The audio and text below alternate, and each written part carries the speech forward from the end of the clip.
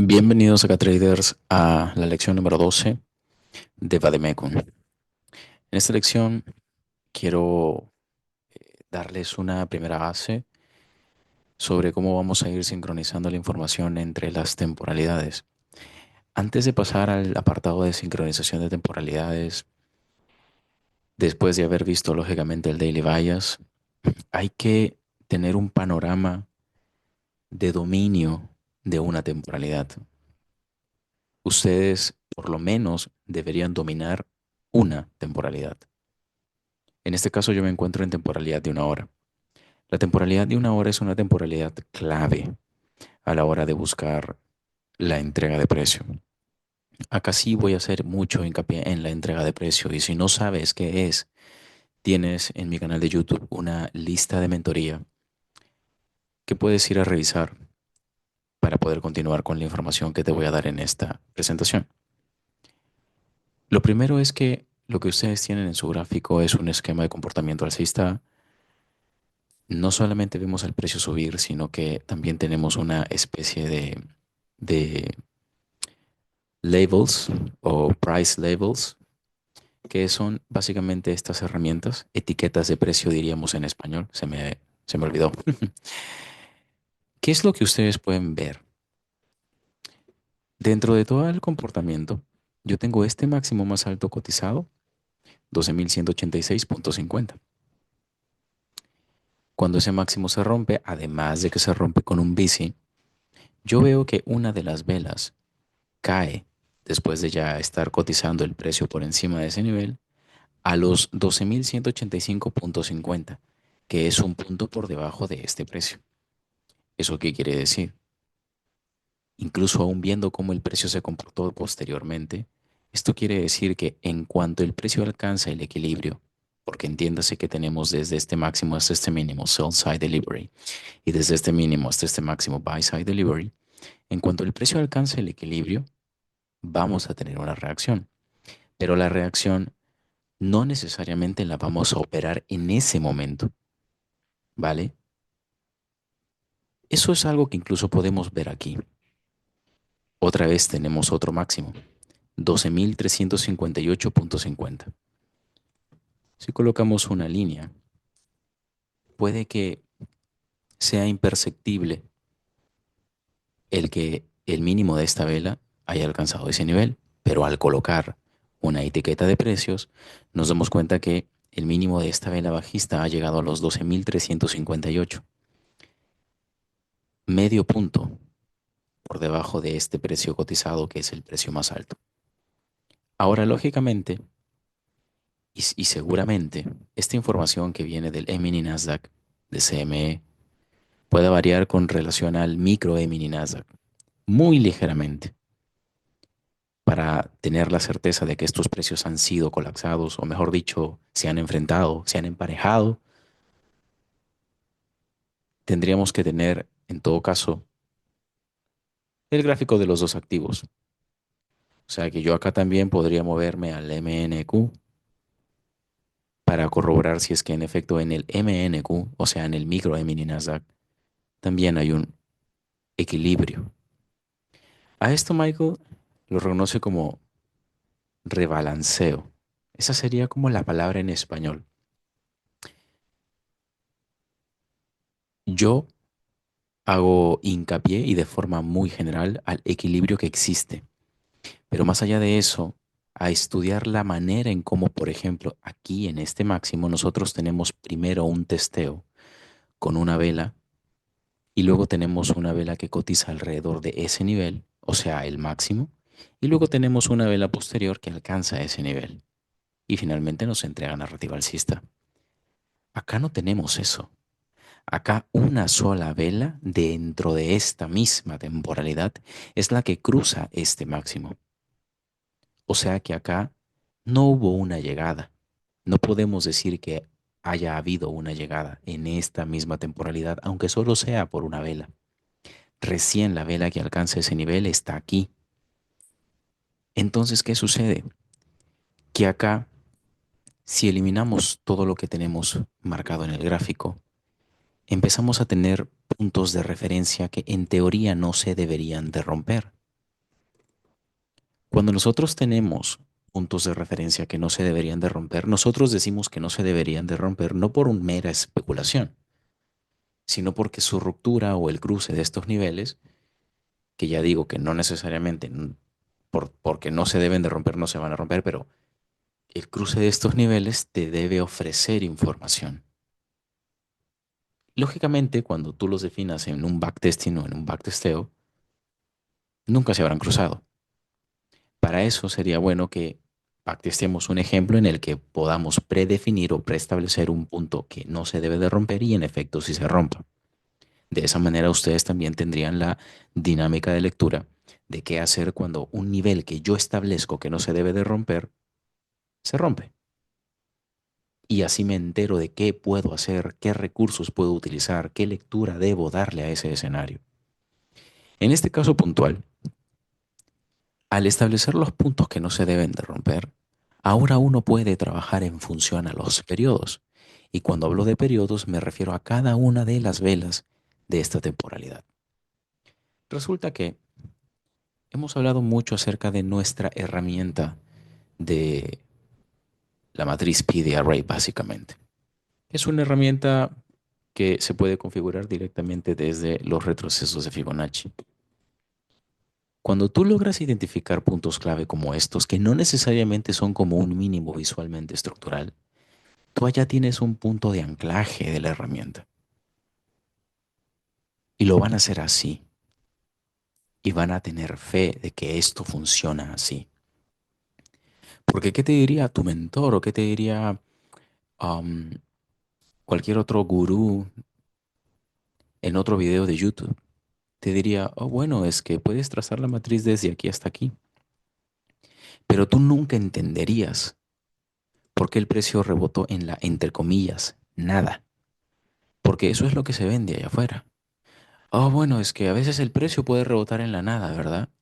¿Qué pensarías de una persona que te dice eso? ¿Y qué piensas ahora de mí que te estoy diciendo que puedes tú tomar un punto de anclaje clave a partir de entender en qué área existe un equilibrio y una reacción al equilibrio? No te pierdas, no te pierdas, porque estoy siendo sumamente conciso en esta lección, estoy siendo muy directo, estoy yendo muy al grano. Si yo tengo entonces este mínimo como un mínimo de referencia, para yo saber o para yo tener al menos la certeza de que el precio ya está retrocediendo, cuando yo tome un punto de anclaje hacia un, en este caso, si es un mínimo, hacia un máximo, o si fuera un máximo hacia un mínimo, en el momento en el que el precio comienza a contraer, yo tengo que ver que se, se introduce en más de un 50% de un rango. Si no se introduce en más de un 50% del rango que tú estás marcando, entonces muy seguramente, ya ni siquiera te digo, no, no, no, a ver, espera, ni siquiera seguramente. O sea, es que ni siquiera probablemente estás marcando mal el rango, porque no estás anclando ese rango desde el verdadero punto de referencia en el cual deberías usarlo. Si yo quiero sincronizar información, yo tengo primero que aprender a ubicarme en el gráfico. Si yo no aprendo a ubicarme en el gráfico, si yo no aprendo desde qué puntos puedo utilizar las herramientas, cualquiera, no necesariamente la PDR, que ya les he lanzado un montón de detalles en cuanto a su uso, pero si no aprendes esto, entonces, ¿cómo quieres aprender a sincronizar información?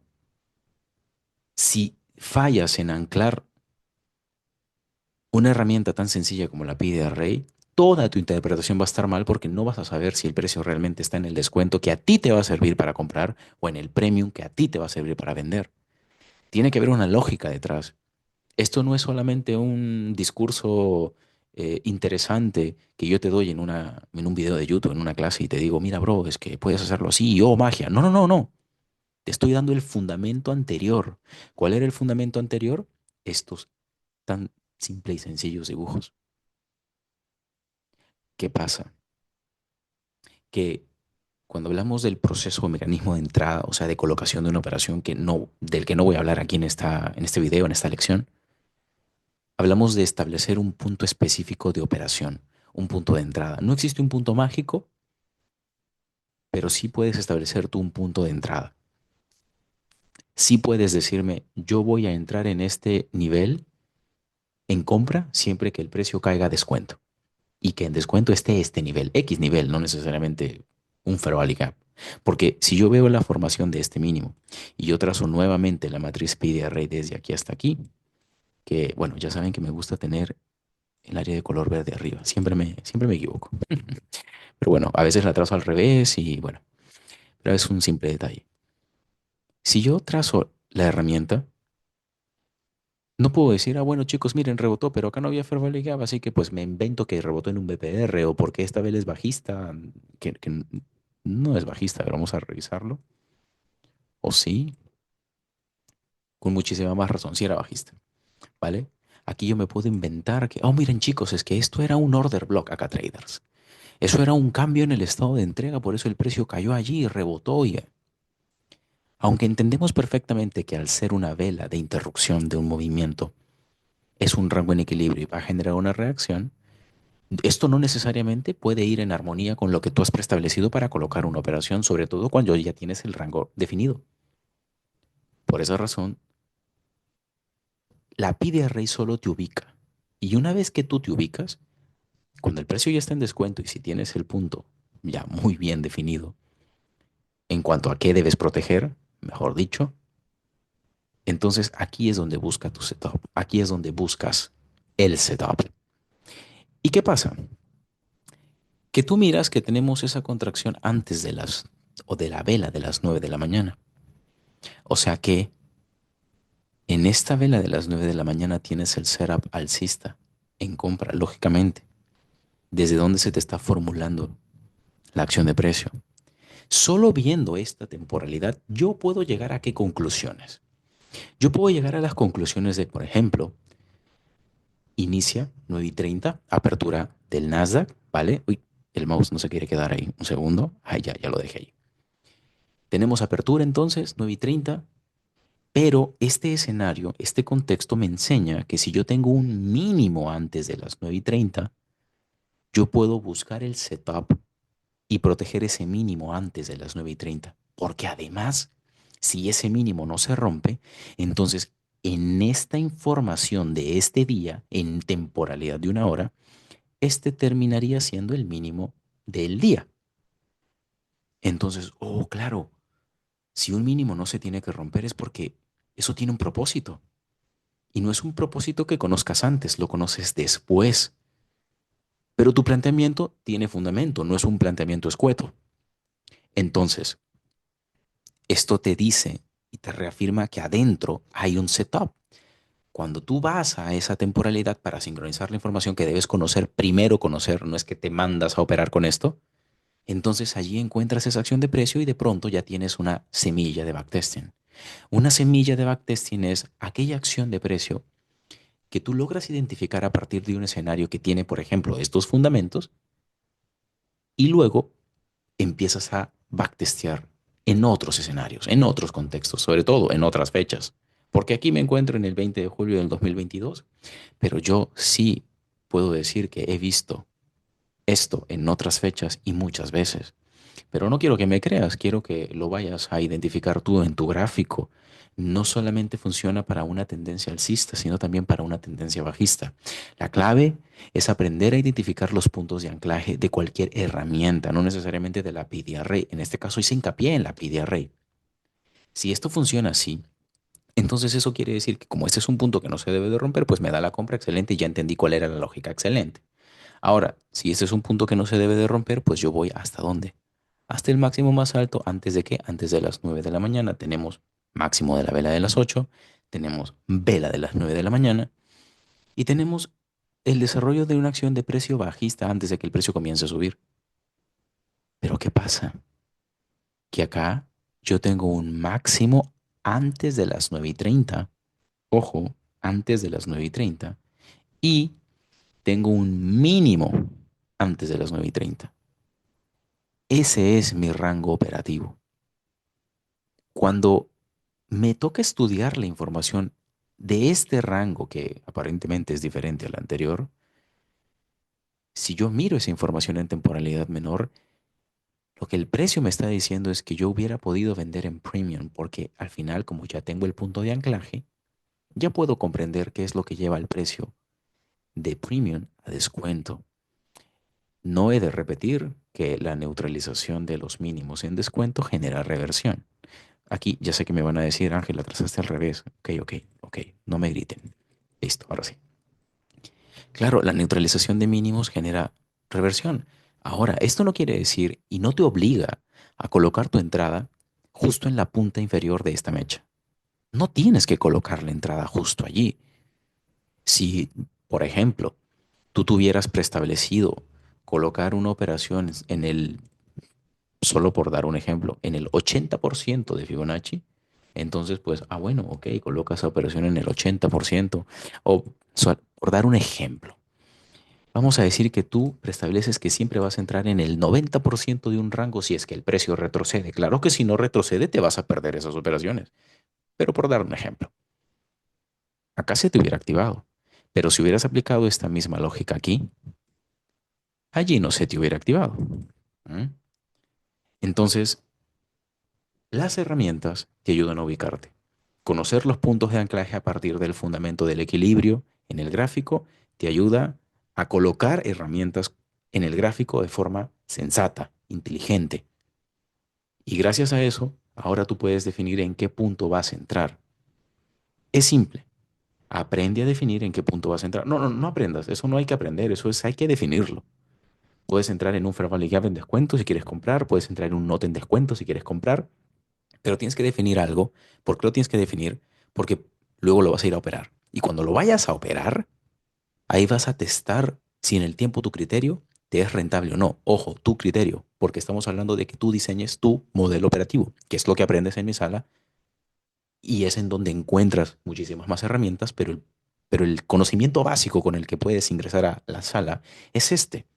Y no es difícil, no está complicado. No te estoy llenando de conceptos que no conozcas o de los que nunca hayas escuchado. De pronto no los has escuchado, no pasa nada. Es como googlear el concepto que no conoces o buscarlo en la sección de buscar en mi canal de YouTube. Yo he hablado muchas veces de alguno de estos conceptos. Tengo listas de reproducción y mentorías gratuitas que tú puedes visitar, revisar, estudiar, analizar, cuestionar, refutar si quieres. Ahí lo tienes.